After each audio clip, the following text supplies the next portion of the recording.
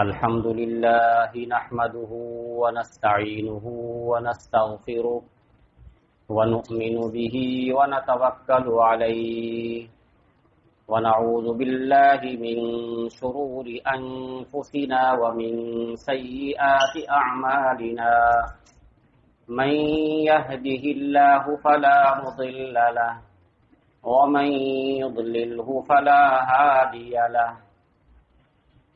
ونشهد أن لا إله إلا الله وحده لا شريك له ونشهد أن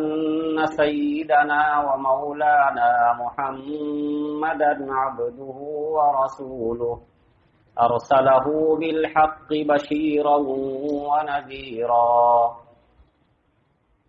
وداعيا إلى الله بإذنه وسراجا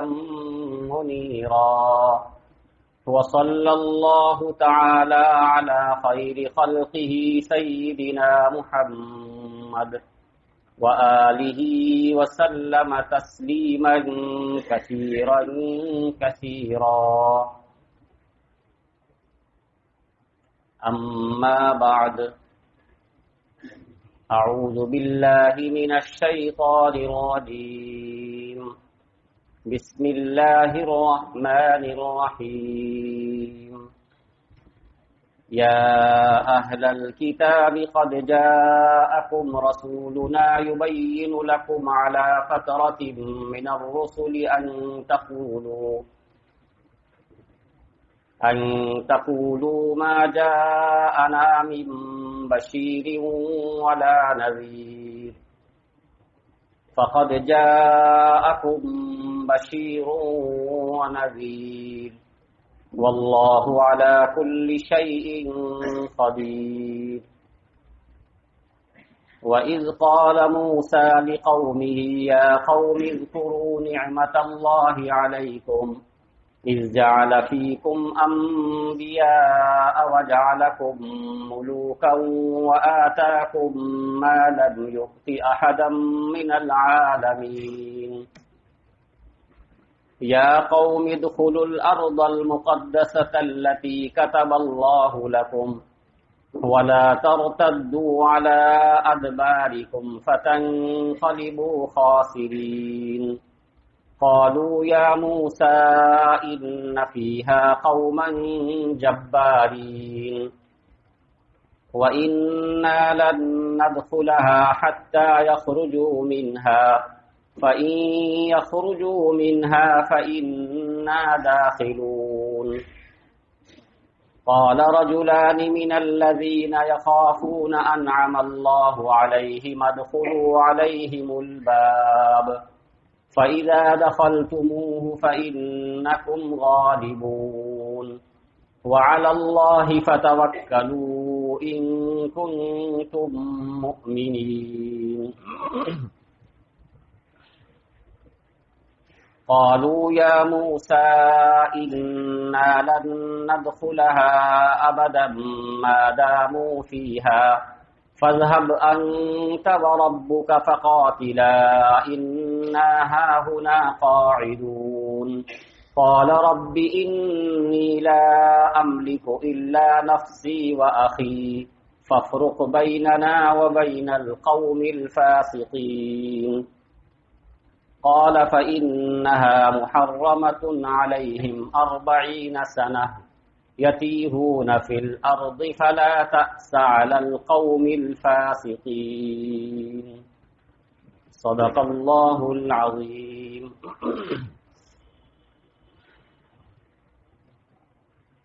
محترم حضرات، یہ سورہ مائدہ ہے جس کی آیت نمبر 19 سے لے کر آیت نمبر 26 تک تلاوت کی گئی. ان آیات میں جن چیزوں کا تذکرہ کیا جا رہا ہے مختصر طریقے سے آپ کے سامنے اس کو پیش کیا جائے گا. اوپر سے یہ تذکرہ چل رہا تھا کہ یہود سے عہد لیا گیا تھا، پھر اسی طریقے سے نصارہ سے عہد لیا گیا تھا، لیکن بہت ہی افسوس کے ساتھ یہ بات بھی کہنا پڑ رہی ہے کہ یہودیوں نے بھی اپنا عہد توڑ دیا اور نصارہ نے بھی عہد پورا نہیں کیا. دونوں نے عہد کو توڑ کر کے اپنا دنیاوی نقصان بھی کیا اور اخروی نقصان بھی کیا. اس کا ذکر آیا اس میں. اور دونوں کے پاس انبیاء کرام علیہ الصلوات و تسلیمات تشریف لاتے رہے، سمجھاتے رہے، اور حضرت موسیٰ علی نبینا علیہ الصلوۃ والسلام ایک لمبی مدت تک اپنی قوم کو سمجھاتے رہے. اور وہ قوم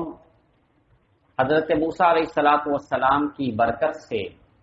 بہت ساری چیزیں وہ قوم دیکھتی رہی، اپنے اوپر آسانیاں. کہاں تو وہ قوم فرعون کے ظلم کے نیچے دبی ہوئی تھی وہ قوم، اور فرعون جس طرح چاہتا ان کو استعمال کرتا تھا. لیکن حضرت موسیٰ علی نبینا علیہ الصلوۃ والسلام نے شروع سے محنت کر کے مسلسل محنت کرتے رہے اور اپنی قوم سے بھی تکلیفیں برداشت کرتے رہے. اور پھر انہوں نے دیکھا قوم نے کہ ان کے ذریعے سے فرعون سے نجات ملی، اور صرف نجات ہی نہیں ملی، فرعون کو غرق کر دیا گیا، اس کی پوری قوم کو غرق کر دیا گیا. پھر فرعون جس جگہ پہ قابض تھا وہ پوری جگہ ان کے پورے ساز و سامان کے ساتھ اس قوم کو عطا کر دیا گیا. یہ چھوٹی موٹی تو نعمت نہیں تھی. ایک تو ان کے ظلم سے نکلے، دوسرے ان کا خوف تھا تو ان کو بھی اللہ تعالیٰ نے ختم کر دیا، فرعون اور آل فرعون کو. اور پھر ان کی جو جگہ تھی، ان کے جو محلات تھے، ان کے جتنے سامان تھے، سارے سامان کو ان کے قبضے میں دے دی. یہ سب کتنی بڑی نعمتیں تھیں. ان نعمتوں کے بعد تو ان کو ہمیشہ شکر ہی میں لگے رہنا چاہیے، اور ہر عہد جتنے احکام تھے ان کو پوری طرح پورا کرنا چاہیے. لیکن افسوس کے ساتھ یہ کہنا پڑ رہا ہے کہ انہوں نے بھی اس عہد کو نہیں مانا، انہوں نے بھی عہد کو توڑ دیا. اب آخر میں ایک لمبا عرصہ گزرا. حضرت موسیٰ علیہ الصلوۃ والسلام اور حضرت عیسیٰ علیہ الصلوۃ والسلام،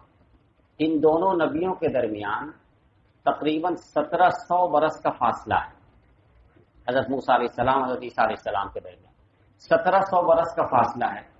لیکن اس 1700 برس کے فاصلے میں مسلسل پیغمبر آتے رہے ان کے درمیان. ایسا نہیں ہے کہ 1700 برس کا وقت گزرا بیچ میں کوئی نبی نہیں آیا، بلکہ مسلسل نبی آتے رہے یکے بعد دیگرے، حتیٰ کہ ایک نبی موجود ہیں ان کے رہتے ہوئے دوسرے نبی موجود ہے، 2 نبی موجود ہیں ان کے رہتے ہوئے تیسرے نبی. اس طرح انبیاء کرام علیہم الصلوات و تسلیمات کا سلسلہ ان کے درمیان تھا. اور ظاہر ہے کہ جس علاقے میں جس قوم میں ایک بزرگ رہتے ہوں تو ان کی برکتیں لوگ دیکھتے ہیں، اور جہاں پر اگر کوئی نبی ہو تو ان کی برکتوں کا کیا کہنا. تو جہاں ایک نہیں کئی نبی موجود ہوں اور ان کی برکتیں لوگ اپنی آنکھوں سے دیکھ رہے ہوں، ایسی صورت میں تو سر منہ انحراف نہیں کرنا چاہیے. ہر عہد کو دل و جان سے تسلیم کرتے ہوئے پورا کرنا چاہیے. لیکن انہوں نے نہیں کیا. حضرت عیسیٰ علیہ الصلوۃ والسلام کے بعد نبی کا سلسلہ موقوف کر دیا گیا. تقریباً 600 برس گزر گئے جس میں کوئی نبی نہیں آیا. حضرت عیسیٰ علیہ الصلوۃ والسلام کے بعد تقریباً 600 برس، اور سب سے آخری پیغمبر سرکار دو عالم صلی اللہ علیہ وسلم تشریف لائے. ایک لمبی مدت کے بعد، ایسی لمبی مدت جس لمبی مدت میں کوئی نبی نہیں آیا. اتنی لمبی مدت اس سے پہلے نہیں گزرتی تھی، یعنی درمیان میں نبی آتے رہتے تھے. لیکن یہ ایک ایسا وقت آیا کہ ایک لمبی مدت ایسی گزری جس میں کوئی نبی نہیں آیا. اس کو فترت کا زمانہ کہا جاتا ہے. فا اور تا اور را تا، فترت کا زمانہ، یعنی ایسا زمانہ آیا ہے جس زمانے میں کوئی نبی نہیں آیا، جس کو اللہ تعالیٰ نے اس آیت کریمہ میں ارشاد فرمایا، یا اہل الکتاب قد جاءکم رسولنا یبین لکم علی فترۃ من الرسل. رسولوں کی فترت کا زمانہ یہ گزرا ہے، یعنی اس درمیان کوئی نبی نہیں آیا. حضرت عیسیٰ علیہ الصلوۃ والسلام سے لے کر کے سرکار دو عالم صلی اللہ علیہ وسلم تک لوگ کتابوں میں پڑھتے تھے سرکار دو عالم صلی اللہ علیہ وسلم کی صفات، کہ کہ ان کے یہ صفات ہوں گے، مثلا مکہ مکرمہ میں ان کی پیدائش ہوگی، مدینہ منورہ میں ان کی ہجرت ہوگی، اور ان کے چال کا یہ انداز ہوگا، ان کی گفتگو کا یہ انداز ہوگا، بردبار ہوں گے، لوگوں کے ساتھ کیسا سلوک کریں گے۔ صرف یہی نہیں بلکہ ان کا حلیہ، ان کے سر کے بال ایسے ہوں گے، ان کا چہرہ ایسا ہوگا۔ یہ سب تفصیلات کتابوں میں، تورات میں اللہ تعالیٰ نے سب کچھ تفصیل کے ساتھ بیان کر دیا تھا، یہ لوگ پڑھتے تھے۔ اور صحیح بات یہ ہے کہ اب ان کا شدت سے انتظار ہونے لگا تھا، جناب رسول اللہ صلی اللہ علیہ وسلم کا شدت سے اب انتظار ہونے لگا تھا، یہاں تک کہ کفار مکہ، قریش، سب لوگ مل کر کے یہودیوں سے کہتے تھے کہ آخری پیغمبر آنے والے ہیں، جب وہ آ جائیں گے تو ہم پھر اس وقت بتائیں گے۔ یہود ان کو بھی انتظار تھا، وہ کتاب میں پڑھتے تھے، ان کو انتظار تھا، وہ کفار مکہ سے کہتے تھے کہ آخری پیغمبر آنے والے ہیں، وہ آ جائیں گے تو ہم ان کے ساتھ تم سے جنگ کریں گے اور تم پر فتح پائیں گے، یہ یہود کہا کرتے تھے۔ تو اس طرح کا انتظار تھا۔ عجیب بات یہ ہوئی کہ جب سرکار دو عالم صلی اللہ علیہ وسلم تشریف لے آئے، ان تمام صفات کے ساتھ جو صفات کتاب میں موجود تھی، یعنی مکہ میں آپ کے پیدائش ہوئی، خاندان آپ کا سب سے اعلیٰ تھا، یہ سب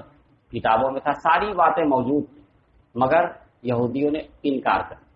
نعوذ باللہ، آپ صلی اللہ علیہ وسلم کو رسول ماننے ہی سے انکار کر دیا۔ حالانکہ ایک لمبی مدت کے بعد آپ تشریف لائے اور تمام صفات کے ساتھ آئے، مگر انہوں نے انکار کر دیا۔ اس کو اس آیت کریمہ میں بیان کیا جا رہا ہے۔ اس لمبی مدت میں جو کوئی نبی نہیں آئے، تو اس لمبی مدت میں نبی نہیں آنے کی وجہ سے کہیں کوئی شخص یہ نہ کہنے لگتا کہ ہمارے پاس تو کوئی نبی آیا ہی نہیں، ہمیں کوئی خوشخبری سنانے والا یا ڈرانے والا کوئی آیا ہی نہیں، اس لیے ہم اس طرح کی زندگی گزار لیے۔ تو اللہ تعالیٰ فرماتے ہیں کہ سنو، تم کبھی ایسی بات نہ کہنے لگ جانا کہ ہمارے پاس کوئی نبی آیا ہی نہیں، یا کوئی ڈرانے والا آیا نہیں، کوئی بشارت سنانے والا آیا نہیں، یہ تم نہیں کہہ سکتے ہو۔ ہم آخری رسول بھیج رہے ہیں، اور یہ رسول پوری دنیا کے لیے ہوں گے، اور ہر زمانے کے لیے ہوں گے، ہر مکان کے لیے ہوں گے، اور ہر شخص کے لیے۔ اس کو اس نے بیان کیا، یا اہل الکتاب، اے اہل کتاب، قد جاءکم رسولنا، تحقیق کی تمہارے پاس ہمارے رسول آ گئے، اور یہ رسولوں کے ایک مدت کے انقطاع کے بعد آ رہے ہیں، ایک لمبی مدت کے بعد آ رہے ہیں، اور یہ آ کر کے کھول کھول کر کے ایک چیز تم کو وضاحت کے ساتھ بیان کر رہے ہیں، ہر چیز وضاحت کے ساتھ۔ آج آپ کی شریعت میں آپ کو کوئی بھی مسئلہ معلوم کرنا ہو، آپ علماء کرام سے معلوم کریں، آپ کو معلوم ہو جائے گا۔ یہ شریعت ایسی نہیں ہے جس کا چشمہ سوکھ گیا، بلکہ اس کا وہ چشمہ ہے جو جاری ہے، مسلسل جاری، جیسے وہ کنواں جس سے پانی مسلسل نکالا جاتا ہو، اور اندر سے اس سے پانی نکلتا ہو، نکالا جا رہا ہے، اور پانی بھی نکلتا جا رہا، کبھی ختم نہیں ہو رہا ہے۔ اس طریقے سے یہ چشمہ اسلام اور یہ شریعت کا سرچشمہ ہے جو مسلسل جاری ہے، اور لوگ اس زمانے سے لے کر آج تک عمل کر رہے ہیں اور قیامت تک عمل کرتے رہیں گے۔ کوئی شخص آج کے زمانے میں بھی ایسا نہیں ہے جو یہ کہہ سکے کہ ہمیں یہ مسئلہ ملا ہی نہیں۔ آپ تحقیق کریں گے مل جائے گا، تلاش کریں گے مل جائے گا، ہاں صحیح جگہ پہنچنا یہ شرط ہے، صحیح طریقے سے تلاش کرنا یہ شرط ہے۔ ہم تلاش ہی نہ کریں، یا تلاش تو کریں لیکن صحیح طریقے سے نہ تلاش کریں، جو اس کا حق ہے وہ حق نہ ادا کریں، تو ہو سکتا ہے کہ غلطی کھا جائیں، گمراہی میں پڑ جائیں، یہ ہو سکتا ہے۔ لیکن جو اس کا طریقہ ہے اس طریقے سے کریں گے تو ضرور ایسا نہیں ہو سکتا کہ نہیں ملے، ضرور ملے گا۔ تو کہیں تم یہ کہنے لگ جاؤ ما جاءنا من بشیر ولا نذیر، کہ ہمارے پاس کوئی بشیر آیا ہی نہیں۔ بشیر خوشخبری سنانے والا، جنت کی خوشخبری سنانے والا، اللہ کی رضا کی خوشخبری سنانے والا، اور نذیر ڈرانے والا۔ بار بار بتایا جا چکا ہے، ڈرانے سے مراد ایک دشمن کا ڈرانا ہوتا ہے، ڈاکو بدماش ڈراتا ہے کسی کو، وہ ڈرانا، اور ایک ماں اور باپ پیار اور محبت سے کسی چیز سے ڈراتے ہیں، ان دونوں کے ڈرانے میں زمین و آسمان کا فرق ہے۔ تو نذیر یعنی یہ کون سے ڈرانے والے ہیں؟ یہ رسول اکرم صلی اللہ علیہ وسلم ماں اور باپ سے زیادہ شفقت کے طور پر ڈراتے ہیں جہنم سے، کہ اگر تم صحیح راہ پہ نہیں آؤ گے تو جہنم میں تم کو جانا پڑے گا، بہت تکلیف اٹھانی پڑے گی، وہ تم سے برداشت نہیں ہوگا، اس لیے تم کو اس سے ڈرایا جا رہا ہے۔ تو اللہ تعالیٰ فرما رہے ہیں فقط جاءکم بشیر و نذیر، آ گیا تمہارے پاس بشیر اور نذیر، واللہ علی کل شیء قدیر، اور اللہ ہر چیز پہ قدرت رکھنے والے ہیں، جب چاہیں بشیر بھیجیں، جب چاہیں نذیر بھیجیں، جب چاہیں روک لیں، یہ ان کی حکمت ہے اور ان کی مصلحت ہے اور ان کی قدرت ہے۔ یہ بات مکمل ہو گئی۔ حضرت موسیٰ علیہ السلام کی قوم، جس کو بنی اسرائیل کہا جاتا ہے، بنی اسرائیل کا ایک تذکرہ آئندہ کی آیات میں یہاں کیا جا رہا ہے۔ اس کا بھی تعلق اسی سے ہے کہ انہوں نے بھی عہد کو توڑ دیا اور اپنے نبی کی بات نہیں مانی۔ اس امت کو تسلی دی جا رہی ہے اور خود رسول اکرم صلی اللہ علیہ وسلم کو بھی تسلی دی جا رہی ہے کہ اس سے پہلے حضرت موسیٰ علیہ السلام نے اتنی محنت کی مگر ان کے زمانے میں نہ ماننے والوں نے نہیں مانا، بلکہ ماننے والے جو تھے انہوں نے بھی بہت ساری چیزوں میں انکار کر دیا۔ تو اے رسول صلی اللہ علیہ وسلم، آپ بھی مغموم نہ ہو، رنجیدہ نہ ہو۔ آپ کے زمانے میں بھی اگر کچھ لوگ آپ کی بات نہیں مان رہے ہیں تو آپ رنجیدہ نہ ہو، غمگین نہ ہو، اس سے پہلے بھی نبیوں کے ساتھ ایسا ہو چکا ہے۔ تو اس میں تسلی ہے۔ موسیٰ علیہ السلام نے اپنی قوم کو اکٹھا کر کے ایک تقریر کی تھی، ایک نصیحت کی تھی، اس کا تذکرہ ان آیات میں کیا جا رہا ہے۔ دیکھیے، ایک بہترین اپنی قوم کی نگرانی کرنے والا، قوم کی حفاظت کرنے والا، قوم کی قیادت کرنے والا، جیسا موقع آتا ہے اس موقع کے حساب سے قوم کو لے کر کے چلتا ہے۔ تب ایک وقت آیا، اس موقع پر حضرت موسیٰ علیہ السلام نے اپنی قوم کو کیا سمجھایا، کس انداز سے سمجھایا، اس کو یہاں بیان کیا جا رہا ہے۔ ہم آپ کو مختصر پہلے اس کو بتا دیں تاکہ آپ کی سمجھ میں بات آ جائے، اس کے بعد پھر ہم ان آیات کا ترجمہ کریں گے۔ اللہ سبحانہ و تعالی نے جب فرعون کو غرق دریا کر دیا اور بنی اسرائیل کو پھر اسی جگہ لا دیا اور انہوں نے اپنی آنکھوں سے دیکھ لیا کہ فرعون غرق ہو چکا اور فرعون کے لوگ بھی غرق ہو چکے، اب حکومت مکمل ان کے ہاتھ میں آ گئی، وہ ساری جگہ، پورا ملک مصر اب ان کا ہو گیا۔ جس ملک مصر کے اندر یہ ڈرے سہمے دبے رہتے تھے اور فرعون سے ڈرتے رہتے تھے، حکومت سے ڈرتے رہتے تھے، اس کی پولیس سے ڈرتے رہتے تھے، اب آج نہ فرعون ہے، نہ اس کی حکومت ہے، نہ اس کی پولیس ہے، سب کے سب ایک ساتھ ڈبا دیے گئے۔ اللہ تعالیٰ نے کس حکمت سے، کس مصلحت سے اور کس انداز سے ایسا کیا، نہ ان کو لڑنا پڑا، نہ کسی کو بھگانا پڑا، نہ لوٹنا پڑا، نہ کسی کو مارنا پڑا، کچھ نہیں۔ عجیب و غریب انداز ہے، پوری قوم کو اکٹھا کر دیا، پوری قوم اکٹھی ہو کر کے آگے بڑھی اور حضرت موسیٰ علیہ السلام خود لے کر کے چل رہے تھے اپنی قوم کو، دریا سامنے آ گیا، اللہ تعالیٰ کا حکم ہوا موسیٰ آپ اس پہ اپنی لاٹھی ماریے، انہوں نے اپنی لاٹھی ماری، اس میں راستے بن گئے، 12 راستے بن گئے اور پوری قوم، موسیٰ علیہ السلام کی پوری قوم دریا سے پار ہو گئی۔ فرعون اپنا سارا لشکر لے کر کے چلا ان کا پیچھا کرنے کے لیے۔ جب یہاں پہنچا تو خدائی کا دعویٰ تو کرتا ہی تھا، اس نے اپنی قوم سے کہا دیکھو پہلے سے راستہ بنا ہوا ہمارے، چلو اس میں چلو۔ بس سب لوگ چل پڑے، تمام فرعون اور فرعونی سارے لوگ چل پڑے۔ جب بیچ میں پہنچے تو اللہ تعالیٰ کا حکم ہوا، پانی جو الگ الگ تھا وہ مل گیا، سب کے سب ڈوب گئے۔ کس قدر آسانی کے ساتھ کام ہو گیا، اللہ تعالیٰ نے کس طرح اس کی حکومت کو الٹ دیا، سوچئے تو حیرت ہوتی ہے۔ بظاہر ایک شخص سوچتا ہے کہ اگر موسیٰ علیہ السلام کو یہ حکم ہوتا کہ اپنی لاٹھی فرعون کو مار دیجیے، اگر یہ اپنی لاٹھی فرعون کو مارتے تو ان کی لاٹھی سے ایک آدمی مرتا، فرعون مرتا، مگر اللہ تعالیٰ کا حکم کچھ ایسا ہو رہا کہ پانی میں لاٹھی ماری۔ آدمی کی سمجھ میں نہیں آتا کہ پانی میں لاٹھی مارنے سے کیا ہوتا ہے، لیکن اس پانی میں لاٹھی مارنے سے کیا ہوا وہ آپ کے سامنے ہے کہ پوری قوم کو لاٹھی لگ گئی، پوری قوم ہی ختم ہو۔ اگر فرعون کو ایک لاٹھی لگتی تو ایک شخص مرتا، پانی میں لاٹھی مارنے کا حکم ہوا، پوری قوم تباہ ہو گئی، پوری قوم ختم، اور ان کا جو کچھ سامان تھا، جو کچھ تھا، سب اسی طرح صحیح سالم رہ گیا۔ یہ لوگ پھر واپس آئے اور واپس آ کر سب چیز پہ قابل ہو، ساری چیز مل گئی۔ پورے ساز و سامان کے ساتھ پوری چیز ساری چیز مل گئی، یہاں رہنے لگے۔ اللہ تعالیٰ نے پہلے ہی سے لکھ دیا تھا کہ ان کا جو اصل ملک ہے ملک شام، کبھی آ جائے گا واقعہ کہ حضرت یوسف علیہ السلام بھی ملک شام میں رہتے تھے، ان کے والد حضرت یعقوب علیہ السلام بھی ملک شام میں رہتے تھے۔ بعد میں یوسف علیہ السلام کیسے کیسے مصر پہنچے، پھر مصر کی حکومت ان کے ہاتھ میں آ گئی، پھر قحط سالی ہوئی، اس قحط میں حضرت یوسف علیہ السلام کے بھائی لوگ آئے یوسف علیہ السلام کے پاس کچھ اپنی ضرورت پوری کرنے کے لیے، کیونکہ یہ بادشاہ وقت ہیں اس لیے ان کے پاس آئے، اور یہ نہیں جان رہے تھے کہ یہی ہمارے بھائی ہیں، بس یہ سمجھ رہے تھے کہ بادشاہ وقت ہے ان کے پاس جانا چاہیے اپنی ضرورت پوری کرنے کے لیے۔ تو لوگ پہنچے، پھر آہستہ آہستہ پتہ چلا کہ یہی ہمارے بھائی ہیں، پھر سارے بھائی اور حضرت یوسف علیہ السلام کے والدین سب کے سب چلے آئے یہیں، اور سب یہیں آ کے بس گئے۔ تو اللہ تعالیٰ نے فرما دیا تھا کہ تم لوگوں کا جو اصل وطن ہے یعنی ملک شام، وہ ملک شام ہم تم لوگ کو دے دیں گے، وارث بنا دیں گے تم کو۔ اب یہ وقت آیا، اللہ تعالیٰ نے حضرت موسیٰ علیہ السلام کو بتا دیا کہ اے موسیٰ، مصر تو آپ کو ہم نے دے دیا،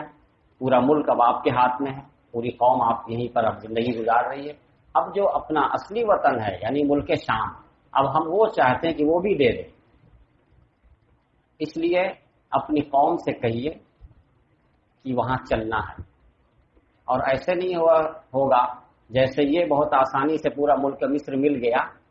اتنی آسانی سے وہ نہیں مل جائے گا، بس ان سے یہ کہیے کہ وہاں چلیں، وہاں جو قوم رہتی ہے ان سے ان کو جہاد کرنا ہوگا، جہاد کرنا ہوگا، جا کے جہاد کریں، جہاد میں ان کو فتح ملے گی، یہ اس کا وعدہ ہے کہ جہاد میں ان کو فتح ملے گی، ہاں جہاد ان کو کرنا ہوگا، اور جہاد میں بہت مشکل بہت محنت کا کام نہیں، جب ہم پہلے سے کہہ دے رہے ہیں کہ فتح ملے گی تو بس تیار رہیں، وہاں پہنچیں، جہاد شروع کریں، آپ کا جہاد شروع کرنا اور ہمارا فتح دیں، بس فتح ہوگی پھر پورا ملک شام بھی آپ کے قبضے میں آ جائے گا، ملک مصر بھی وہ تو آ ہی چکا، اب اس کے بعد ملک شام بھی آ جائے گا۔ اللہ تعالیٰ جب دینے پہ آتے ہیں تو کس طرح دیتے ہیں، کہاں تو ان کا وہ حال تھا جو اس سے پہلے آپ کے سامنے آ چکا، اور اب یہ حال ہے کہ اللہ تعالیٰ فرما رہے ہیں کہ اب ملک شام بھی ہم دینا چاہتے ہیں۔ ملک شام بہت ہی مقدس سرزمین ہے، بہت ہی انبیاء کرام علیہم الصلوات و تسلیمات یہاں تشریف لائے، اور ہزاروں انبیاء یہاں تشریف لائے، یہ ذہن میں رکھیے گا، اور ہزاروں انبیاء یہاں مدفون ہیں، دفن، اس لیے یہ زمین بہت ہی مقدس ہے، بہت ہی بابرکت ہے۔ اللہ تعالیٰ نے یہاں پہ جو الفاظ استعمال کیے ہیں اس میں بھی یہی ہے، ادخلوا الارض المقدسہ، ارض مقدس، یہ مقدس سرزمین ہے، بابرکت سرزمین ہے، اس کے اندر سب کو جانا ہے، جائیں گے، بس جہاد شروع کریں گے اور فتح ہو جائے گا۔ تو حضرت موسیٰ علیہ السلام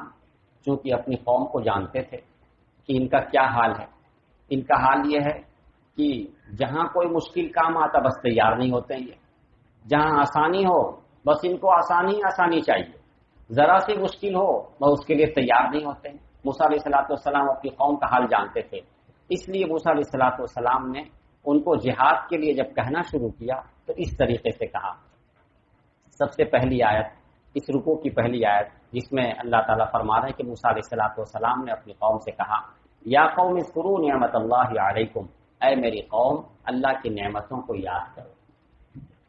یہ بہت اچھا انداز ہے، جو آگے ان کو حکم دینا ہے جہاد کرنے کا، اس جہاد کے حکم سے پہلے آپ تمہید باندھ رہے ہیں، ان کی ذہن سازی کر رہے ہیں، ان کو تیار کر رہے ہیں، ترغیب دے رہے ہیں۔ تو ترغیب دینے کے لیے آپ نے کیا فرمایا، اذکروا نعمت اللہ علیکم، اے میری قوم اللہ کی جو نعمت تم پر ہے اس کو یاد کرو۔ کتنی نعمتیں، کہاں تو تم اس میں دبے سہمے تھے، آج ملک مصر تم کو پورا کا پورا مل گیا، بہت آسانی سے ملے، کتنی بڑی نعمت ہے، اس کو یاد کرو۔ اذ جعل فیکم انبیاء، نعمت میں سے ایک تذکرہ کیا کہ تم اس نعمت کو یاد کرو کہ تمہارے درمیان بہت سے انبیاء اللہ تعالیٰ نے بھیجے۔ کسی خاندان میں کوئی بڑا آدمی پیدا ہو جاتا ہے تو پورا خاندان فخر محسوس کرتا ہے، ہر جگہ فخر سے بیان کرتا ہے۔ اس زمانے میں بھی کوئی آ کے کہتا ہے فلاں صاحب میرے دادا تھے، ہم ان کے پوتے ہیں، فلاں ہمارے نانا تھے، فلاں، لوگ کہتے ہیں نا بڑائی، اگر دادا بہت بڑے آدمی تھے تو انہی سے سب لوگ نسبت اپنی کرتے ہیں، یا ابا جان بڑے آدمی تھے تو ان سے نسبت کرتے ہیں۔ اگر کسی قبیلے میں کسی خاندان میں کوئی نبی پیدا ہو جائے تو اس خاندان کے لیے کتنی بڑی عزت ہے. تو فرما رہے اذ جعل فیکم انبیاء، تمہارے درمیان اللہ تعالیٰ نے نبی بنائے، تمہارے خاندان میں نبی بنائے. اور آپ کو معلوم، ہم بتا چکے ہیں بارہا کہ حضرت ابراہیم علیہ السلام کی اولاد میں بنی اسرائیل میں 1000 سے زیادہ نبی آئے، صرف بنی اسرائیل میں 1000 سے زیادہ نبی آئے ہیں، اور ان کے علاوہ دوسرے ہیں ان کو چھوڑ کر کے صرف بنی اسرائیل میں 1000 سے زیادہ انبیاء آئے. تو موسیٰ علیہ السلام ان کو یاد دلا رہے ہیں تمہارے درمیان نبی آئے، بہت بڑا شرف ہے، بہت بڑی عزت ہے. وجعلکم ملوکا، اور اللہ تعالیٰ نے تم کو بادشاہ بنا دیا. جس خاندان میں ایک بادشاہ پیدا ہو جاتا ہے تو پورا خاندان بادشاہ کہلاتا ہے. یہ سب پورا ہی خاندان بادشاہ کہلاتا ہے، سب لوگ اس کا ادب کرتے ہیں، احترام کرتے ہیں. ایسا ہی ہوتا ہے دنیا میں، ایسا ہی بولا جاتا ہے مغل خاندان میں ایک بادشاہ پیدا ہو گیا، پورا خاندان ہی بادشاہ کہلانے لگا. تو اللہ تک کے رسول حضرت موسیٰ علیہ السلام فرما رہے وجعلکم ملوکا، اللہ نے تم کو بادشاہ بنایا. یہ نعمتیں ہیں. وآتاکم ما لم یؤت احدا من العالمین، اور تم کو وہ چیزیں عطا کی اللہ تعالیٰ نے جو دنیا میں کسی کو نہیں دی. اتنی بڑی بڑی نعمتیں تم کو دی، وہ چیزیں دی ہیں جو دنیا میں کسی کو نہیں دی. تم ان کو یاد کرو، یاد کرو ان کو. کتنی اچھی تمہید بنائی، کتنی اچھی ترغیب دی کہ اللہ تعالیٰ نے تمہارے ساتھ ایسا کیا، تمہارے ساتھ ایسا کیا، ایسی نعمتیں دی. اب اس کے بعد جو حکم ان کو دینا تھا وہ حکم دے رہے ہیں. یا قوم ادخلوا الارض المقدسۃ التي كتب اللہ لكم. حضرت موسیٰ علیہ السلام نے ان سے کہا کہ اے میری قوم، یہ ارض مقدس ہے ملک شام، اس میں تم کو جانا ہے، اس میں داخل ہونا ہے. اور سن لو خوب اچھی طرح ہم سمجھا دے رہے ہیں کہ اس میں جانے کے لیے پوری طرح تیار ہو جاؤ، اور کوئی بھی پیچھے نہیں ہٹے گا. اگر کوئی پیچھے ہٹا تو پیچھے ہٹنے کی وجہ سے اس کو بہت بڑا نقصان ہوگا، دنیاوی نقصان ہوگا اور اخروی نقصان ہوگا. اخروی نقصان یہ ہے کہ اللہ تعالیٰ ناراض ہو جائیں گے، جنت نہیں ملے گی، بہت بڑا نقصان ہے. اور دنیاوی نقصان، ملک شام بھی تم کو نہیں ملے گا، اور ہو سکتا ہے کہ اور کوئی نقصان ہو جائے تمہارا. تو دنیاوی اور اخروی دونوں نقصان ہو سکتا ہے. اس سے تم کو سمجھا دیا جا رہا ہے کہ بڑھو، آگے بڑھو اور بڑھے چلو، اور اس ملک کو فتح کرنا ہے، اس میں داخل ہو، بس یہ فتح ہو. ان کی تسلی کے لیے، اور یہ طریقہ ہے. حضرت موسیٰ علیہ السلام نے بہت ہی سمجھداری کے ساتھ جس ملک میں داخل ہونا تھا، جس میں جہاد کے لیے جانا تھا، اس ملک کا صحیح حال معلوم کرنے کے لیے جو بنی اسرائیل میں جو 12 سردار تھے، 12 نقیب، ان میں سے ایک ایک کو چنا اور ان سے کہا کہ ہم تم لوگوں کو بھیج رہے ہیں، اس ملک میں جاؤ، جا کر کے وہاں کے حالات معلوم کرو، جغرافیائی حالات معلوم کرو، کیسے کیسے حالات ہیں، کون سی مناسب جگہ ہے، کہاں سے ہم لوگ جا کر کے جنگ کر سکتے ہیں. یہ ایک سمجھداری کی، بہت ہی عقل مندی کی چیز ہے. پہلے پتہ لگا لینا، بغیر پتہ لگائے کہیں گھس جائیں اور جا کر کے پریشانی ہو جائے. تو حضرت موسیٰ علیہ السلام نے 12 نقبہ کو سمجھا کر بجھا کر کے بھیج دیا کہ آپ لوگ جائیے اور صحیح طریقے سے پورا ملک کا پورا جائزہ لے کر کے، اور ایک ایک ان کی طاقتوں کا جائزہ لے کر کے، ان کے مکانات و محلات کا جائزہ لے کر کے آئیے، آ کر کے ہم کو رپورٹ دیجیے، پھر اس کے آگے ہم آگے بڑھیں گے. یہ 12 نقبات چلے گئے، ملک شام میں داخل ہوئے پتہ لگانے کے لیے. تو واقعتاً وہاں جو قوم بستی تھی وہ قوم عاد کے کچھ بچے ہوئے لوگ تھے. وہ بہت ہی لمبے چوڑے، بہت ہی عظیم الجثہ، بڑے بڑے جسم والے. روایات میں تو بہت ساری باتیں ان کے بارے میں ہیں، بہت ہی حیرت انگیز باتیں ہیں، لیکن بہت سے مفسرین فرماتے ہیں کہ وہ سب تحقیقی باتیں نہیں ہیں. جب وہ تحقیقی بات نہیں ہے تو اس لیے ان کا تذکرہ بھی ہم نہیں کرتے. لیکن اتنی بات ہے کہ وہ بہت ہی ڈیل ڈول والے، بڑے جسم والے، بہت ہی لمبے چوڑے، بہت ہی لمبے چوڑے. روایات میں ان میں کا ایک شخص جس کا نام بتاتے ہیں کہ عوج ابن عنق اس کا نام تھا، وہ اتنا لمبا تھا، اتنا لمبا تھا، اس کا گز بھی کتابوں میں لکھا ہوا ہے کہ 3333 فٹ لمبا تھا. اتنا لمبا آدمی، 3333 فٹ، اتنا لمبا. تو ظاہر ہے کہ کتنی لمبائی ہو سکتی، پھر اسی حساب سے اس کی چوڑائی بھی ہوگی، اسی حساب سے اس کی طاقت ہوگی. اور لکھا ہے کہ وہ سمندر کے اندر ہاتھ ڈالتا، اس میں سے مچھلی نکال لیتا، اس کی گہرائی تک اس کا ہاتھ چلا جاتا تھا، اتنا لمبا تھا. یہ سب بہرحال اللہ بہتر جانے ان باتوں میں کہاں تک سچائی ہے، لیکن یہ بات ضرور ہے کہ وہ بہت ہی لمبے چوڑے تھے. یہ بھی روایات میں آتا ہے کہ جب یہ 12 لوگ گئے تو ان میں کا ایک آدمی آیا، اس نے اپنے آستین میں سب کو اٹھا لیا۔ وہ اتنے بڑے بڑے ہوتے تھے کہ ان کے سامنے یہ اتنے چھوٹے لگے جیسے کوئی سامان اٹھا کے اپنے جیب میں رکھ لیں یا اپنے دامن میں بھر لیں، اس طرح اپنے دامن میں بھر لیا، لے کر کے ان کو چلے گئے، بادشاہ کے سامنے رکھ دیا۔ دیکھیے یہ لوگ آئے ہیں۔ بادشاہ نے پوچھا بھائی کیسے تم لوگ آئے؟ تو انہوں نے کہا ہم لوگ موسیٰ علیہ السلام کے لوگ ہیں، ہم کو بھیجا گیا ہے یہاں کا جائزہ لینے کے لیے، دیکھنے کے لیے، اور مقصد یہ ہے کہ یہاں جہاد کرنا ہے۔ پوری بات بتا دی کہ اچھا یہ چھوٹے چھوٹے ذرا سے اتنے چھوٹے یہ ہمارے ساتھ جہاد کریں گے، ان کو سب کو قتل کر دو۔ بادشاہ نے یہ حکم دیا۔ پھر لوگوں نے مشورہ دیا کہ نہیں، قتل کر دیں گے تب تو بات نہیں بنے گی، ایسا کیجیے کہ ان کو چھوڑ دیجیے تاکہ یہ وہاں جائیں، جا کر کے خبر دیں کہ ہمارے لوگ کتنے بڑے لوگ ہیں، ہمارے پاس کتنی طاقت ہے۔ بادشاہ نے کہا یہ مشورہ اچھا ہے، تو اس سے کہا کہ ٹھیک ہے آپ لوگ جائیے، آپ لوگ کو چھوڑ دیا رہا، جا کر کے بتا دیجیے یہاں کتنے بڑے بڑے لوگ رہتے ہیں اور کتنی طاقتور لوگ رہتے ہیں۔ ان سب کے دل میں ڈر گھس گیا کہ واقعی یہ تو اتنے بڑے لوگ ہیں کہ ان سے جہاد کرنا یہ ہم لوگوں کے بس کا نہیں، اتنے ڈیل ڈول والے، اتنے بڑے جسم والے، اتنی طاقت والے۔ اب یہ لوگ جب یہاں سے چلے، یہ 12 جو نقیب تھے جن کو جاسوسی کے لیے کہہ لیجیے بھیجا گیا تھا، صحیح پتہ لگانے کے لیے بھیجا گیا تھا، یہ آ کر کے جب انہوں نے موسیٰ علیہ السلام کے سامنے بیان کیا کہ حضرت وہ تو ایسے لوگ ہیں کہ ان سے تو ممکن ہی نہیں ہے جہاد کرنا، لڑنا، کیا ہم لوگ اپنی جان گنوا دیں وہاں؟ موسیٰ علیہ السلام نے سمجھایا کہ نہیں ایسا نہیں ہے، تم لوگ ہمت رکھو، یہ ملک فتح ہونے والا ہے، بس صرف ہم لوگ کو وہاں چلنا ہے، اور تم سے یہ وعدہ لیا جا رہا ہے کہ تم لوگ جو وہاں کی حالات کا جائزہ لے کر آئے ہو کسی کے سامنے مت بیان کرو، ورنہ دوسرے لوگ بھی ہمت پست ہو جائیں۔ بالکل صحیح بات تھی، دوسروں کو سامنے بیان کر دوسروں کی ہمت پست ہو جائیں، اس لیے کسی کے سامنے مت بیان کرنا، یہ بس تم نے ہم کو رپورٹ دے دی، اب کسی کے سامنے یہ سب مت بیان کرنا، آگے ہمارا کام ہے، ہم سب کو سمجھائیں گے۔ ان لوگوں نے کیا کیا؟ عجیب بات تھی، ان لوگوں نے کہہ دیا کہ ٹھیک ہم کسی کو نہیں بتائیں گے، لیکن ان میں سے کیا کرنے لگے، ان کا جو قریبی رشتہ دار تھا چپ سے اس کو بتا، دیکھو بھائی ایسی سی بات ہے، ہم رپورٹ لے کر آئے، کسی کو بتانا مت، ہم کو منع کیا گیا ہے، تم کو بتا رہے ہیں اس لیے کہ تم ہمارے رشتہ دار ہو، قریبی آدمی ہو، تم کو بتا دے رہے۔ تو اس نے بھی اپنے قریبی کو اور اس نے بھی اپنے قریبی کو، کبھی راز رہتا ہے، کسی ایک قریبی کو بھی بتائیے تو اس کا بھی تو قریبی ہے، پھر اس کا بھی تو قریبی ہے، تو کبھی بھی راز نہیں رہتا۔ طریقہ یہی ہے کہ اپنے قریبی کو نہ بتایا،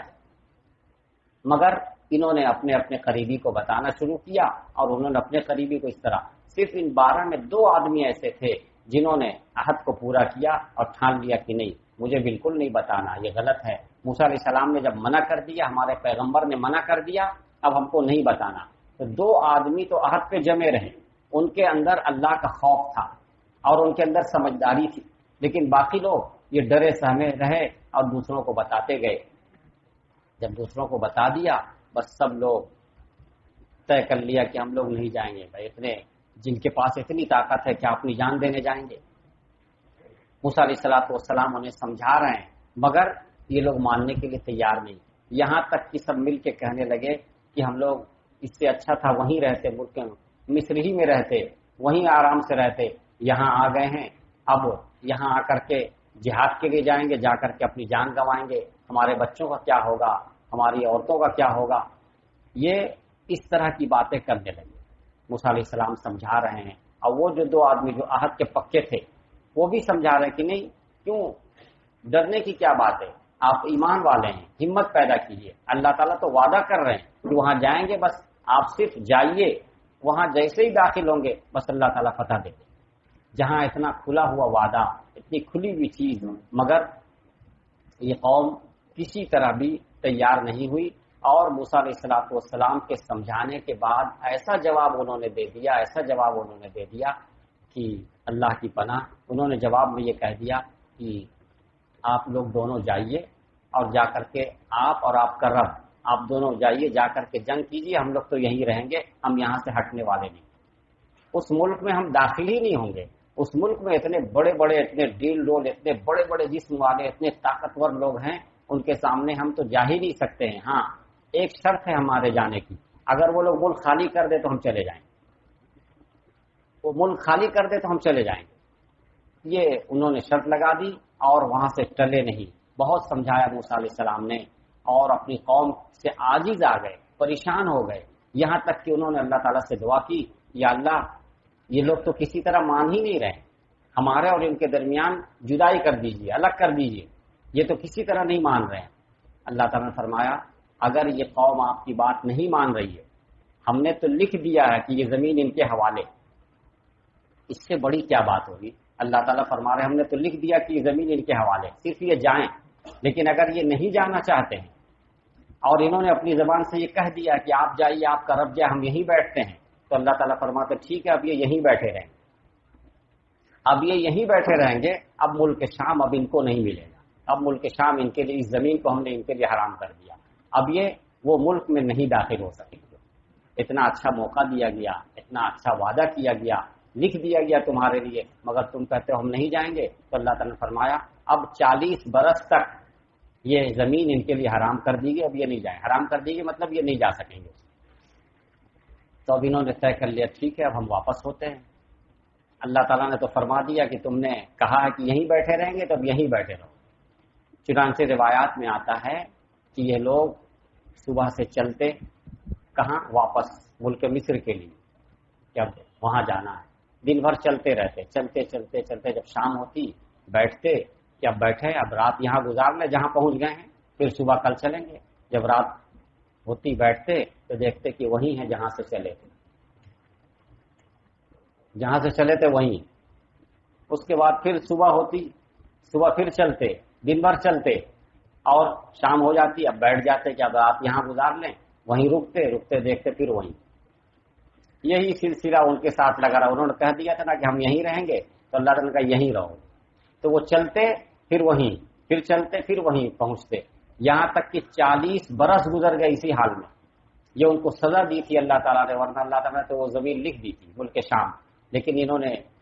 موسیٰ علیہ السلام اپنے پیغمبر کی بات نہیں مانی، نہیں ماننے کی وجہ سے وہیں پڑے رہے، وہیں پڑے رہے، اور صرف وہیں پڑے نہیں رہے بلکہ اس لمبی مدت میں جو نافرمان لوگ تھے آہستہ آہستہ مرتے چلے گئے،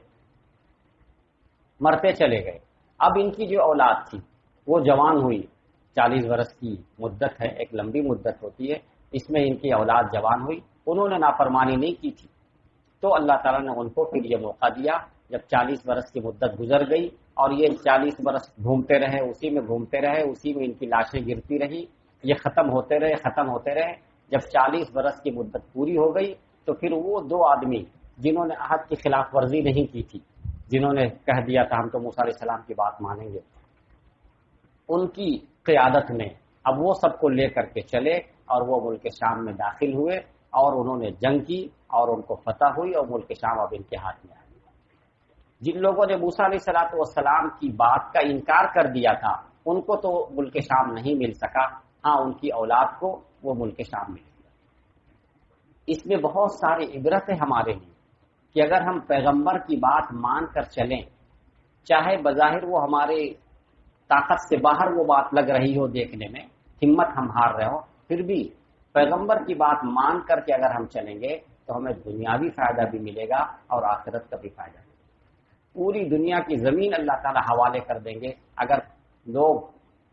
نبی کی بات کو پوری طرح تسلیم کر کے پوری طرح اس پر عمل کرنا شروع کر دیں۔ اور یہ صرف میرا دعویٰ نہیں ہے، تاریخ اس پر شاہد ہے، تاریخ گواہ ہے۔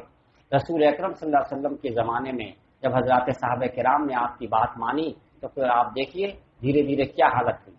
کس طرح فتح ہوتی چلی گئی۔ اور حضرت عمر رضی اللہ تعالیٰ عنہ کے زمانے میں ایک تھوڑا سا زمانہ، آپ صلی اللہ علیہ وسلم کے گزرے ہوئے کتنا لمبا عرصہ گزرا تھا، تھوڑا سا وقت گزرا تھا کہ حضرت عمر رضی اللہ تعالیٰ عنہ کے زمانے میں ان کی حکومت بڑھتے بڑھتے بڑھتے بڑھتے کہاں تک چلی گئی، پوری دنیا کا 2/3 حصہ ان کے ہاتھ میں آ گیا تھوڑی سی مدت میں۔ تو یہ ہے نبی کی بات مان کر جب سارے لوگ چلتے ہیں تو اللہ تعالیٰ سب کچھ عطا فرما دیتے۔ آج بھی ہم لوگ اگر طے کر لیں کہ ہم رسول اکرم صلی اللہ علیہ وسلم کی بات شروع سے آخر تک، صبح سے شام تک، شام سے صبح تک، سر سے پیر تک، ہر چیز میں ہر بات مانیں گے تو انشاءاللہ آپ کو دیکھیے تھوڑے ہی دنوں میں آپ دیکھے گا بہت کچھ آپ کے ہاتھ میں ہوگا۔ اور اگر بات نہیں مانی جائے گی تو دنیا میں جو پریشانی آج جو ہے، اس پریشانی کو ہم کو بیان کرنے کی ضرورت نہیں ہے۔ ایک چھوٹا سا گھر لوگ لینا چاہتے ہیں تو نہیں ملتی، مدتوں پریشان رہتے، ذرا سی زمین لینا چاہتے ہیں تو نہیں ملتی، پیسہ ہے، آلات ہیں، مگر نہیں مل رہا۔ اور اگر کوئی مشکل سے خرید لیا تو معلوم ہوا کہ وہ دوسرے کی زمین ہے، اس میں کیس ہوگی، اب اس میں چلا، چلتے چلتے عمر گزر گئی، زمین اولاد کو ملی کہ نہیں ملی، ان کو تو نہیں ملی۔ یہ جو ہم کہہ رہے ہیں آپ کی سمجھ میں بات آ رہی ہے؟ سب لوگ اپنا اپنا جائزہ لے کر کے دیکھ لیں کہ کیا حالات ہو رہے ہیں۔ جب ہم لوگ بات نہیں مانتے ہیں اور ہمت نہیں کرتے ہیں، ہمت پست ہے ہماری، تو یہی حالات ہیں۔ ایسے حالات ہو گئے ہیں، ایسے حالات ہو گئے ہیں کہ آدمی کے رہنے کے لیے اپنے پاس گھر نہیں، دوسری زمین اور حکومت اور ملک، یہ سب تو بہت دور کی بات ہے۔ زمین نہیں ہے، ہم کو فٹ پاتھ پہ رہنا نصیب ہے، ہمارا دن فٹ پاتھ پہ گزرتا ہے، رات فٹ پاتھ پہ گزرتی ہے۔ اور اگر ہم سچے طریقے پہ ایمان کی بات کو اپنا لیں، ہم یقین کے ساتھ آپ سے کہہ رہے ہیں، سچے طریقے پر اگر اپنا لیں، بہت جلد آپ دیکھیں گے کہ آپ کو ایک ایک چیز ملنے لگے گی، مکان بھی ملے گا، دکان بھی ملے گی، بہت کچھ مل جائے گا۔ اور نہیں تو پھر وہی ہے جو حالات ہیں وہ ہمارے سامنے ہیں۔ یہ سب ان آیات میں اللہ تعالیٰ جو کچھ ارشاد فرما رہے ہیں، اگر ہم اس کو یقین کے ساتھ اور ایمان کے ساتھ اس کو مان لیں اور اس کے مطابق اپنی زندگی شروع کر دیں تو ہم بہت کچھ دیکھیں گے۔ اللہ تعالیٰ نے ان آیات میں اسی کو سنایا ہے کہ ان سے ایسا ایسا کہا گیا تھا، انہوں نے ایسا ایسا کیا۔ اور ٹھیک اس کے برعکس صحابہ کرام میں ایک صحابی ہیں، حضرت مقداد بن اسود رضی اللہ تعالیٰ عنہ۔ آپ صلی اللہ علیہ وسلم مشورہ کر رہے تھے جہاد کے سلسلے میں، تو ان صحابی نے کہا یا رسول اللہ، ہم بنی اسرائیل کے لوگوں میں سے نہیں ہیں جنہوں نے کہہ دیا تھا اپنے موسیٰ سے کہ اے موسیٰ آپ طرف جائے، جنگ کرے، ہم اپنی جگہ بیٹھے رہیں گے۔ ہم ویسے نہیں ہیں، ہم تو ایسے ہیں کہ آپ ہمیں جہاں بھیجیے گا ہم وہاں جائیں گے، آپ کے دائیں سے، آپ کے بائیں سے، آپ کے ساتھ ساتھ، آگے پیچھے، ہر طرف سے ہم آپ کا ساتھ دے کر کے جنگ کریں گے۔ یہ بات جب انہوں نے کہی تو حضرت عبداللہ بن مسعود فرماتے ہیں کہ ہم نے دیکھا کہ آپ صلی اللہ علیہ وسلم کا چہرہ خوشی سے چمک اٹھا کہ ہمارے صحابہ ایسے ہیں، خوشی سے چمک اٹھا۔ اور حضرت عبداللہ بن مسعود کہتے ہیں کہ اتنا خوش ہوئے آپ صلی اللہ علیہ وسلم، اتنا خوش ہوئے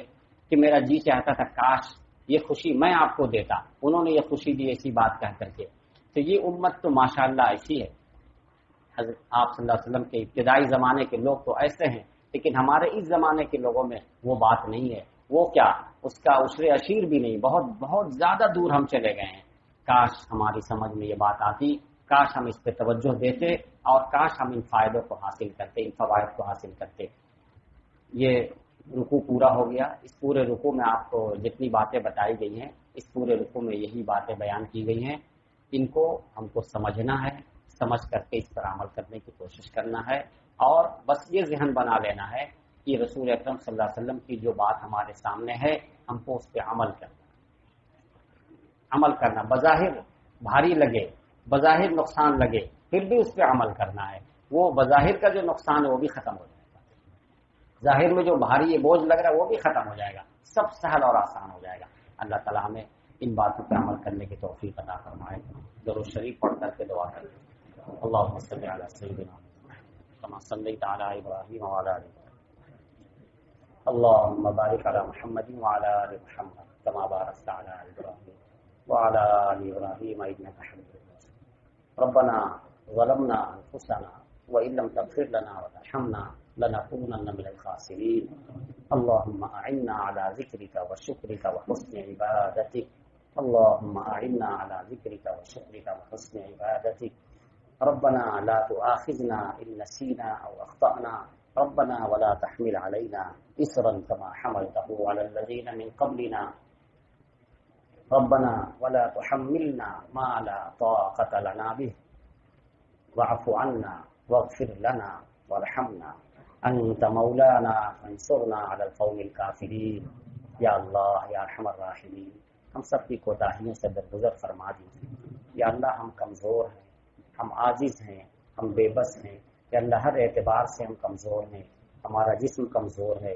ہمارا دل کمزور ہے، ہماری ہمتیں کمزور ہیں، ہمارے ارادے کمزور ہیں، ہمارے جذبات کمزور ہیں، ہمارا ایمان کمزور ہے۔ یا اللہ ساری کمزوریوں پہ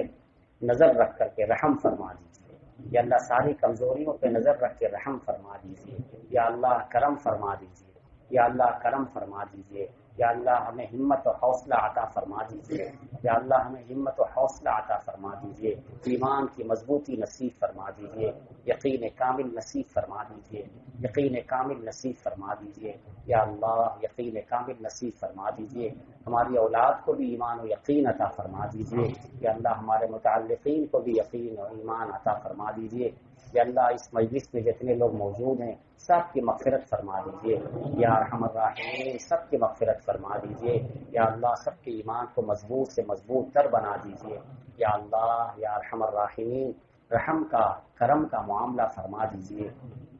یا اللہ رحم کا کرم کا معاملہ فرما دیجیے، یا اللہ یا ارحم الراحمین دکان و مکان کی حفاظت فرما دیجیے، دکان و مکان کی حفاظت فرما دیجیے، عزت و آبرو کی حفاظت فرما دیجیے، یا اللہ یا ارحم الراحمین جسم و روح کی حفاظت فرما دیجیے، یا اللہ جسم و روح کی حفاظت فرما دیجیے، یا ارحم الراحمین رحم کا کرم کا معاملہ فرما دیجیے، رحم کا کرم کا معاملہ فرما دیجیے، جن جن لوگوں نے جن مقاصد کے لیے دعا کی درخواست کی ہے ان کی تمام جائز مقاصد میں کامیابی عطا فرما دیجیے، جائز مقاصد میں کامیابی عطا فرما دیجیے، جو مقروض ہیں قرض کی ادائیگی کا راستہ آسان فرما دیجیے، یا اللہ جن کا رشتہ نہیں لگ رہا ہے رشتوں میں آسانی عطا فرما دیجیے،